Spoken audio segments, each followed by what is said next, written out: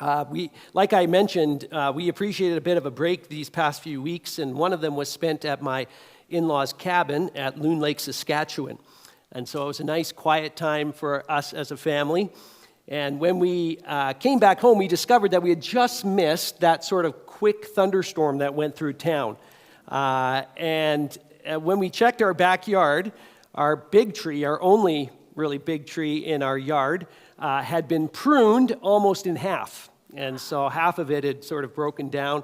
And we're hoping it'll make it, but I think the next big strong wind will take it out. So there's a little bit of cleaning right when we got home. And an hour or two later, while we were doing laundry from our trip, you know, you've got a lot of laundry, we heard a crash in our laundry room. We discovered that our 4.5-liter brand new laundry detergent had fallen and had spilled laundry detergent all over the floor and under the washer and under the dryer. And ironically, you know, cleaner, like, that cleaner is really difficult to clean up. You wouldn't think that, right? But it is. I still sort of feel it on my fingers a little bit. The next morning, after we got back, our car ran out of gas before making it to the gas station. And when we got home, we discovered that a pipe in our basement had been leaking the whole time that we were gone. And isn't that how it goes sometimes, right? Especially returning from holidays. Now, how do you respond in situations like that? Those are all relatively minor inconveniences. But maybe as I was sharing, you were maybe experiencing some PTSD of yourself. And you can think of situations where that has happened in your own life, similar experiences. But how do you respond? Maybe we respond with frustration, right? Maybe there's this general restlessness, right, in our lives. And even when we leave, maybe we're like wondering what's going on, right? The next time we go on holidays, Britt and I will be thinking that. But our lives, our world is full of restlessness, isn't it? Like it's sort of on edge. There's this general discontent and unsettledness that's apparent. It becomes very apparent when things don't go the way we expect them to. Do you feel that at times? Maybe you even feel that this morning. Well, our passage today, our author, James, he sets out to address the restless among us. This is his goal. He continues his previous train of thought about those who've been caught up in their own plans and in their get-rich-quick schemes that we've looked at the past few weeks. So what's the alternative for believers? How should we live in restless times? Well, let's see as we read our passage together. This is James chapter 5, beginning in verse 7. Be patient, therefore, brothers, until the coming of the Lord. See how the farmer waits for the precious fruit of the earth, being patient about it until it receives the early and the late rains. You also be patient. Establish your hearts, for the coming of the Lord is at hand. Do not grumble against one another, brothers, so that you may not be judged. Behold, the judge is standing at the door.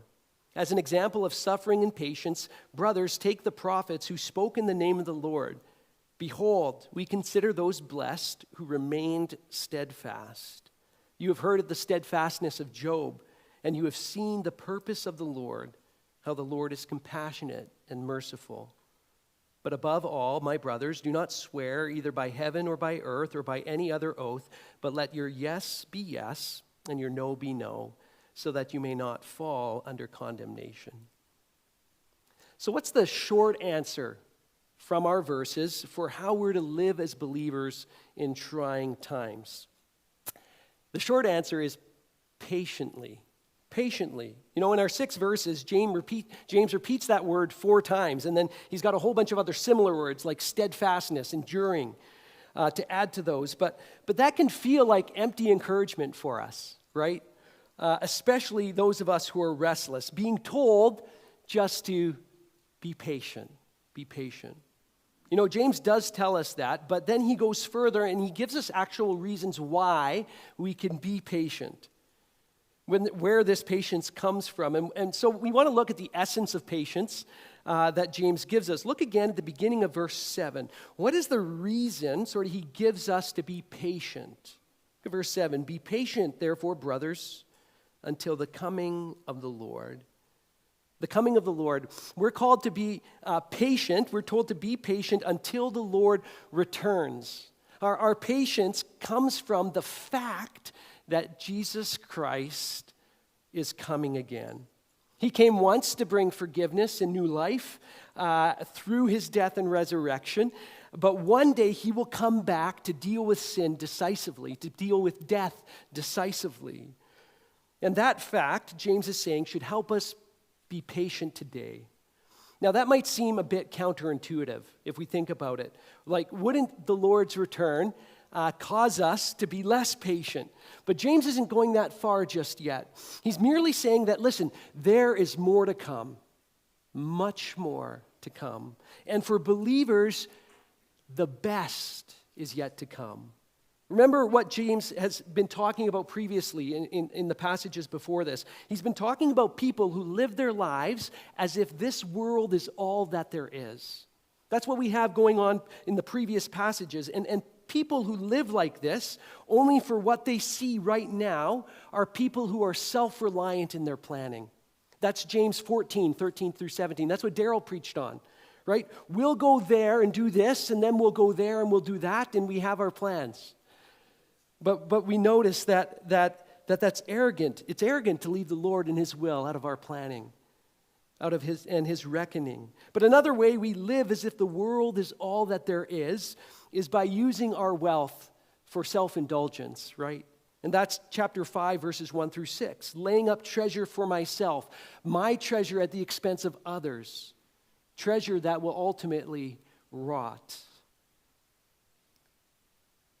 That's also arrogant. So how then should we live? And that's our passage. Well, it's with a focus on the long run. That's how we should live our lives, with confident hope in Christ's return. That will breed patience for us today. And then James gives us an example of this. Look at verse 7. He says, "Be patient, therefore, brothers, until the coming of the Lord. See how the farmer waits for the precious fruit of the earth, being patient about it, until it receives the early and the late rains." Farmers till, they plant, and then they wait. They wait. They have to be patient, right? They can't bring the rain, but they can be patient because of what's coming after, the precious fruit of the earth. Now, correct me if I'm wrong, but there's not much immediate satisfaction, instant gratification in being a farmer. Okay, Weetza, where are you at? Is there? I don't know where he's at, but that doesn't mean that there isn't satisfaction, that there isn't gratification, but just that it comes after waiting, sometimes waiting a while. See, much of the restlessness we see in our world comes from is all that there is. And what you see is what you get. This is why there's such a frantic sort of grasping for comfort. This is why we see such a desperate scrambling for money, or even anger from parents at sports games, their kids' sports games, because this matters. Or irritation, even rage in traffic, or giving up in our relationships, or depression about the stage of life that we're in, because this is all we've got. And so what that means is everything becomes much more intense, right? If we don't squeeze everything out of the present, then we get restless. The stakes are so high when this is all that we've got. But if there's something more, and not just something more, but something far better, the precious fruit of being with God, if that's the case, then we can be patient. We can wait because there's something worth waiting for. Now, as much as we may say we have this hope as believers, as much as we may confess this on a Sunday morning with one another, so often our lives speak differently. You know, they say something different. And this is another divide that James wants to address in his hearers, confessing Christ's return, but not living like it. Instead, he tells us, focus on the long run. You know, be in it for the long haul. Know that there's more to come. And then let's keep reading in verse 8. He says, you also be patient. Establish your hearts, for the coming of the Lord is at hand. Do not grumble against one another, brothers, so that you may not be judged. Behold, the judge is standing at the door. Now, the first fact that James gave us when it came to why we could be patient is the fact of the Lord's return. You notice in verse 8, now he presents the nearness of the Lord's return. He says, establish your hearts, for the coming of the Lord is at hand. Now you might say, okay, listen, James was writing, he was saying that the Lord's return was near, and that was 2,000 years ago, Jeremy. How could it possibly be near? It doesn't seem that near.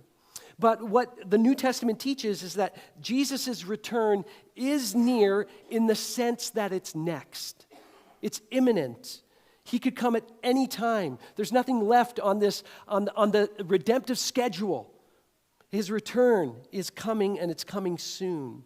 And so that's the next thing that James wants his readers to realize. He's gone from addressing what we're waiting for to how we're waiting for it. Look at verse 9 again. He says, do not grumble against one another, brothers, so that you may not be judged. Behold, the judge is standing at the door. Why do you think that James tells believers about the nearness of the Lord's return, and then he says, hey, don't grumble with one another? Why do you think he does that? Because how we wait matters. How we wait matters. By trusting in Jesus, our salvation may be secure, but we will be held accountable for how we wait. What we spend our time doing. We focus on the long run, that's what we're looking for, but then we take steps that matter today. We take the steps that matter while watching our hearts, establishing our hearts, strengthening our hearts, remaining steadfast. You know, like farmers earlier, James gives us some examples of those who waited well, beginning in verse 10. As an example of suffering and patience, brothers, take the prophets who spoke in the name of the Lord. Behold, we consider those blessed who remained steadfast. You have heard of the steadfastness of Job, and you have seen the purpose of the Lord, and how the Lord is compassionate and merciful. If you are restless, you are not alone. If you're struggling, you are not alone. Consider those who've gone before you and have endured, like the prophets who endured and remained steadfast, who suffered and remained steadfast. Moses leading a nation of grumbling people, right? And we have Jeremiah who's thrown into this empty cistern. We have Daniel with the lions. And then there's Job who endured such calamity, losing his wealth, losing his kids, losing even his own health. And Job remained steadfast in the midst of it. And by the end of the story, of Job's story, what do we see in verse 11? What do we see? We see the purpose of the Lord, what God brought about. We see his compassion and mercy toward Job in giving him far more than he had before. Be patient in trusting in God's purposes, even when you can't see them. Being patient is part of his good purpose for you. See, waiting is not just something that we have to do in order to get what we're hoping for. Waiting itself shapes us. It transforms us. Like the prophets, like Job, and like James, way back at the beginning of his letter, suffering and trials produce opportunities to trust God. And trusting God over time produces steadfastness. And steadfastness over time produces completeness.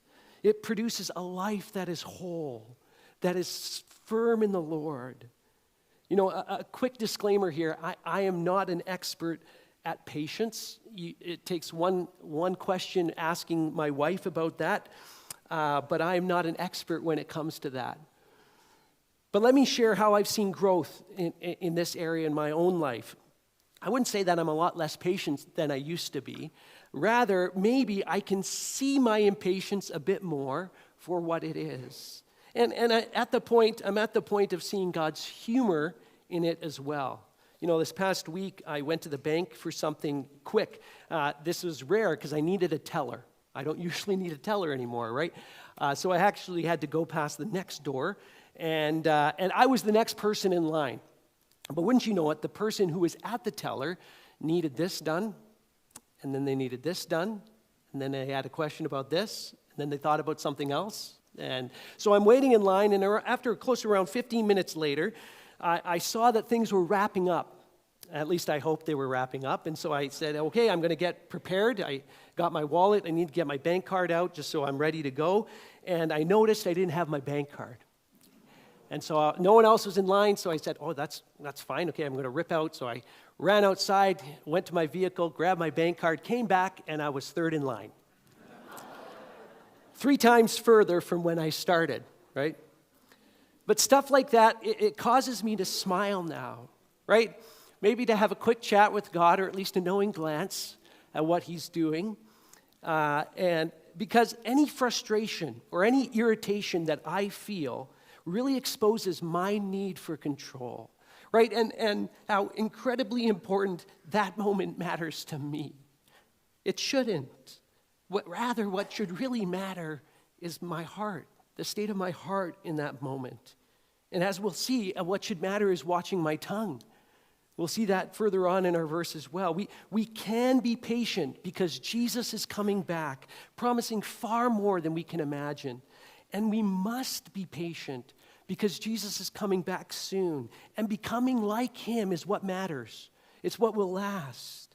So we steady our hearts, being reminded of God's character and purpose. Jesus gives us 2 examples of what living patiently looks like. 2 evidences sort of patience in our lives. And the first one was in verse 9. What was that?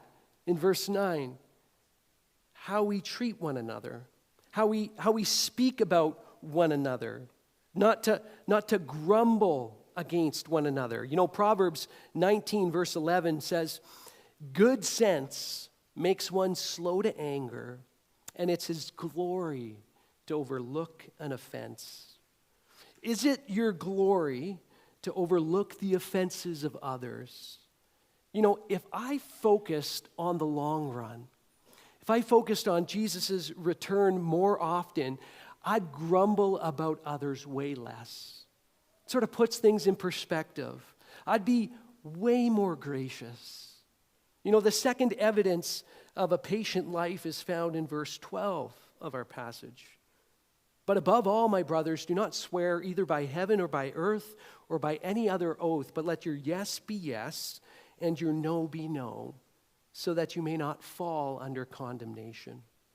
James is quoting Jesus here, Matthew chapter 5, his Sermon on the Mount. And what's at issue here is not the swearing of oaths per se, in particular. Rather, it's how in swearing oaths, we divide our speech. Remember, James is really concerned about division. And we divide our speech into 2 levels. When we swear an oath, what we're saying is, listen to me, this is really true. I swear. What I'm about to say, these words are true, really true. And what does that imply about our other speech?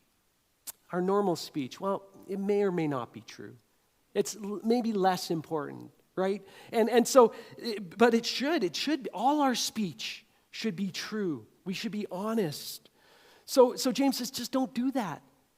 Don't speak as if everything you say is an oath, almost, right? Let every word you speak be true. Don't have different levels or tiers of your speech. One of the ways that I need to practice this, and I've been practicing, I try to stay away from some of the phrases that have become popular for us, that we just fall into. And one of those phrases is, can I be honest with you for a second? What does that imply when I say that? Maybe I haven't been that honest, or not so honest. I need to be honest right now, right? Or in all honesty. Some of these phrases, they're innocent, but we have to watch our words. If I was more concerned about taking the steps that matter in light of Christ returning soon, I would establish my heart by watching how I speak to others, how I care about the truth. And these are just 2 ways that we can be shaped by living with grace and truth in our lives. So where are you at this morning? How is your heart? Mine's a bit heavy this morning. James wants to encourage us to be established and endure. To establish and endure. If you're like me, you might need to establish your heart in God's character. He is compassionate and merciful. Maybe you need to establish your heart in God's purpose. He wants you to experience the goodness of becoming like his Son. Or maybe you need to establish your heart in the reality of the return of his Son, that his Son is coming back. Jesus' return is part of the gospel. Forgiveness is an important part. The good news is about forgiveness, but it's not only forgiveness. It's also about deliverance, being delivered. It's about being whole, dwelling with God, experiencing all that he intends for us. Paul describes the Thessalonians' conversion like this. In 1 Thessalonians chapter 9, he describes it like this. He says, how you turn to the living God from idols, to serve the living and true God, and to wait for his Son from heaven, whom he raised from the dead, Jesus, who delivers us from the wrath to come. Are you focused on the long run? Is your heart restless, or is it established? One of the ways that you can do that today, one of the ways we can do that today is by reading Psalm 37, maybe during supper tonight. Maybe as you sit down before your meal, you read Psalm 37. If you're with others, you can split it up. But it's a great psalm to remind us of these truths, who God is, to remind us of being patient, steadfast, and firm, established and enduring. Enduring, your willingness to endure what's going on in your life reveals where your heart is established. Is it established in this world, or is it established beyond? See, an established heart is a patient heart. Patient with other believers, even the difficult ones, and patient in trying circumstances. An established heart is a heart that's committed to Christ and following through with that commitment. An established heart is a heart that walks the talk. So how is that going? How is your temper? Is it easily exasperated, or is it enduring? A willingness to endure suffering, a willingness to endure offense even, it points to a focus on the long run. It points to someone taking steps that matter. So at supper, after you read Psalm 37, let me encourage you to take a moment to address a habit. Dads, you need to lead the way in this, okay, after you read. Are you prone to grumble about others? Are you prone to speak carelessly about the truth? Confess that and establish your heart. God is compassionate. God is merciful. In the midst of a restless world, can you imagine a community of established hearts? Patient, unwavering, steadfast, enduring, gracious, Christ-like. Eyes focused on what's yet to come. Lives invested in what will last. And this only comes about by God's grace. Let's read our passage one more time in closing. Be patient, therefore, brothers, until the coming of the Lord. See how the farmer waits for the precious fruit of the earth, being patient about it, until it receives the early and the late rains. You also be patient. Establish your hearts, for the coming of the Lord is at hand. Do not grumble against one another, brothers, so that you may not be judged. Behold, the judge is standing at the door. As an example of suffering and patience, brothers, take the prophets who spoke in the name of the Lord. Behold, we consider those blessed who remained steadfast. You have heard of the steadfastness of Job, and you have seen the purpose of the Lord, how the Lord is compassionate and merciful. But above all, my brothers, do not swear, either by heaven or by earth or by any other oath, but let your yes be yes and your no be no, so that you may not fall under condemnation.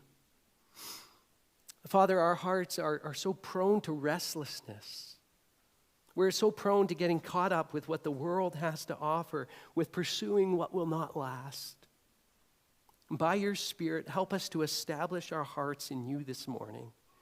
God, help us to be patient, a patience that comes from the firm confidence in the hope of your Son's return. God, such an incredible reality.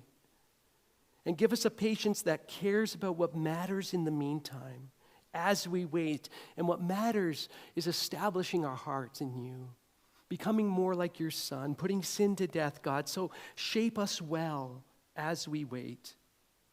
God, comfort us in our grief. Encourage us in our struggles. And may we become more gracious and faithful as we look forward to your Son's return. Amen.